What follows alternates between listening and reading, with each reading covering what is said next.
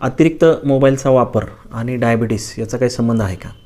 तर आपण बघू की ज्यावेळेस आपण अतिरिक्त मोबाईलचा वापर करतो त्यावेळेस बऱ्यापैकी अशा लोकांची जीवनशैली ही बैठी जीवनशैली असते आणि ज्यावेळेस आपण खूप काळ बसून राहतो त्याच्यामुळं फिजिकल ॲक्टिव्हिटी खूप कमी होतात आणि यामुळं टाईप 2 डायबिटीसचा धोका नक्कीच वाढतो.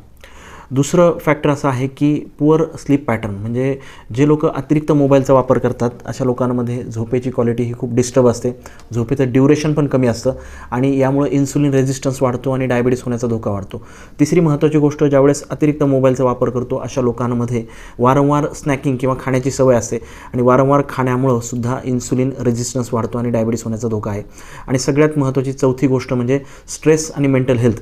ज्यावेळेस आपण अतिरिक्त मोबाईलचा वापर करतो त्यावेळेस अँक्झायटी, डिप्रेशन सारखे आजार वाढतात आणि यामुळे सुद्धा टाईप 2 डायबिटीसचा धोका वाढतो. हे आता सिद्ध झालेलं आहे. त्यामुळे मोबाईलचा वापर अतिरिक्त न करता योग्य प्रमाणामध्ये वापर